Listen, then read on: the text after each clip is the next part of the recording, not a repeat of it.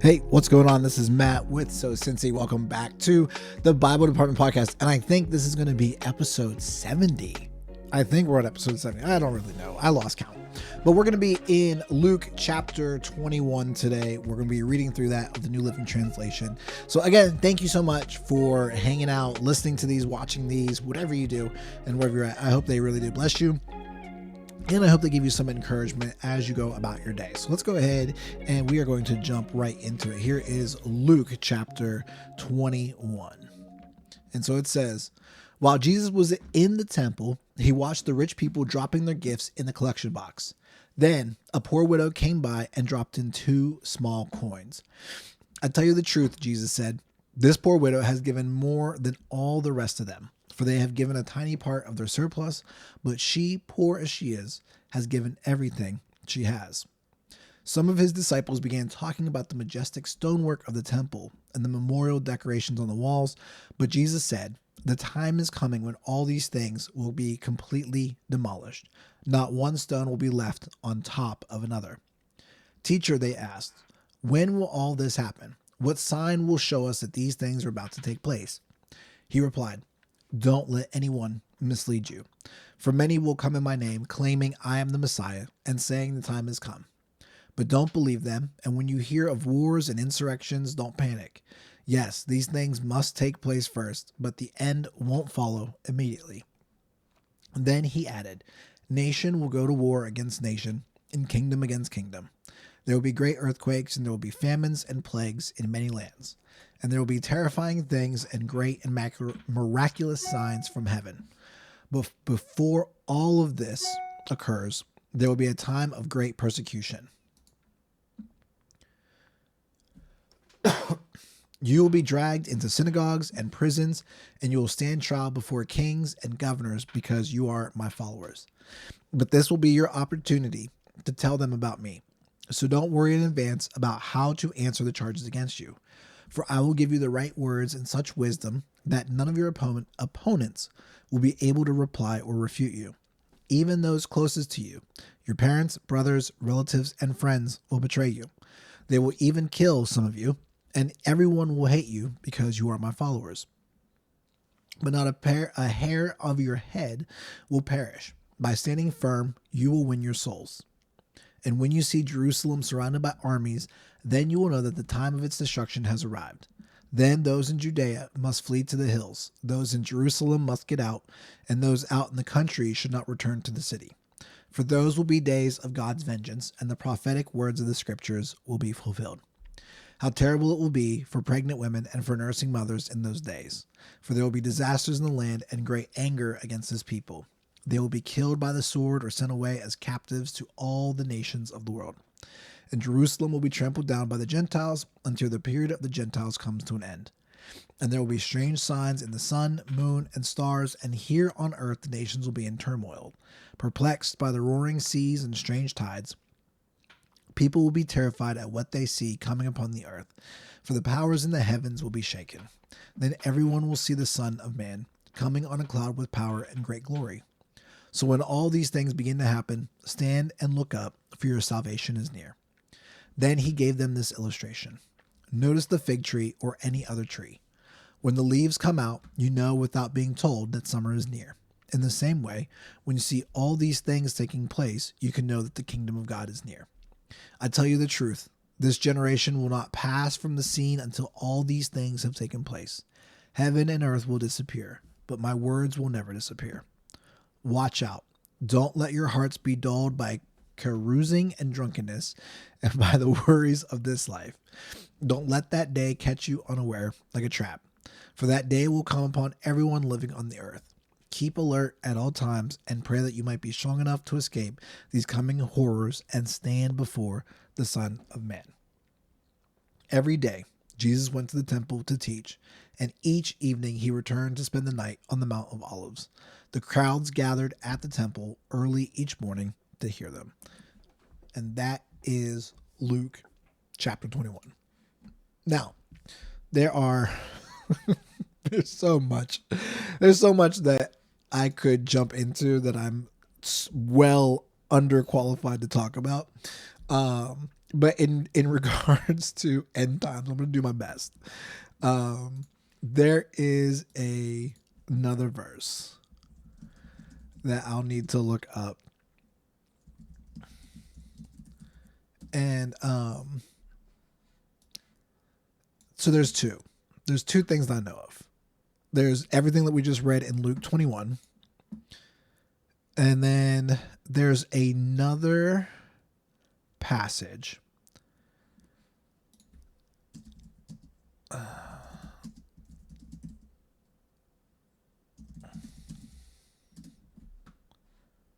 Is it Matthew 24? Yeah. Okay. So we found it. All right. So let me pull this up. So outside of Luke 21, here's when I know the world will end, or Jesus will come back, or however you want to, however you want to explain it. Let's take a look at Matthew 24, verse 14. So we're going to use these two things. So let's take a look at this. All right. It says, starting at verse 10. And many will turn away from me and betray and hate each other. That's what we just read in Luke 21. And many false prophets will appear and will deceive many people. Sin will be rampant anywhere, and the love of many will grow cold. But the one who endures to the end will be saved. And the good news about the kingdom will be preached throughout the whole world, so that all nations will hear it, and then the end will come. So if you take these two scriptures, okay, here's the easiest answer that I can give you when it comes to the end times and all this stuff. And again, there's people out there much smarter than me, but here's a breakdown. There's going to be wars. There's going to be insurrections. There's going to be miraculous signs. There's going to be people coming that saying they're the Messiah. All these things. The good news about the kingdom will be preached throughout the whole world, so that all nations will hear it, and then the end will come that we see in Matthew 24:14. So there you go. That's all. That is all I got for you. I can't help you out any other way except that. And so we're going to go back into Luke 21, and I do want to touch on this last piece, and then we'll get out of here in this video, and life will be good. And so I want to go back one chapter. I do want to go back one chapter, not Luke 21, but Luke 20, just as a reminder of what we talked about from the previous video. In Luke 20, they were talking about taxes for Caesar because they wanted to trap Jesus into all these things. And so they said, "Teacher, we know that you speak and teach what is right and are not influenced by what others think. You teach the way of God truthfully. And so now tell us, is it right for us to pay taxes to Caesar or not?" He saw through their trickery and said, "Show me a Roman coin. Whose picture and title are stamped on it?" "Caesar's," they replied. "Well then," he said, "give to Caesar what belongs to Caesar, and give to God what belongs to God." And then what we see in the very next chapter of Luke 21 is that it's almost like he tells them as a foreshadowing of what's to come. And so again, as he's in the temple, he watched the rich people dropping their gifts in the collection box. And then a poor widow came by and dropped in 2 small coins. "I tell you the truth," Jesus said, "this poor widow has given more than all the rest of them, for they have given a tiny part of their surplus. But she, poor as she is, has given everything she has." What we're talking about with my job is we're talking about this idea of stewardship and what that means and things like that. And so as I was putting together the lesson and all these different things, one of the things about stewardship caught my eye. And one of the things I read was that is that it's not about control. Stewardship is we become managers and we view all the things we have as belonging to God. Even though like you might own a car and it's in your name. You might have your mortgage and it's in your name. You might have shoes and they're in your name, so to speak. As Christians, we even though they're not technically legally speaking in God's names, our hearts towards those things are that they are in God's names. And so we have this place, not from a sense of we want to control, but that we trust.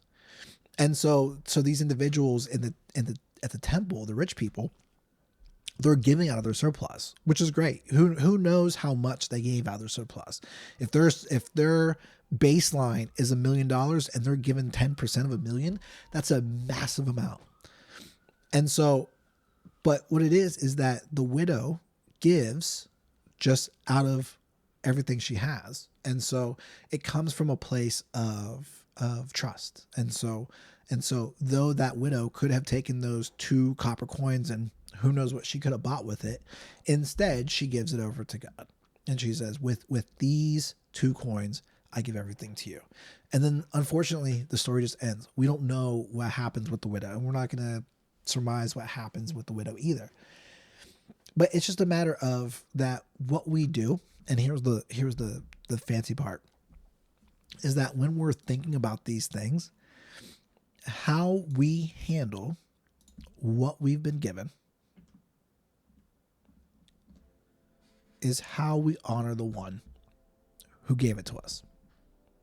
How we handle what we've been given is how you honor the one who gave it to you. That's what we look at when we look at stewardship. The people were given a wealth. The rich people were given a wealth by God. And it says that they gave a tiny part of their surplus. But how does the widow handle what she's been given? She gives it all. And that's how she honors the one who gave it to her. So that's a little fun little story. But thanks for hanging out with me in this video. I hope it was something to encourage you and to think about. So I love you guys. And again, if you're here, subscribe on YouTube, wherever you're watching this. If you're on Facebook or Apple or Spotify, follow the channel, all those things. We love you guys. We appreciate you, and we'll see you next time. Bye.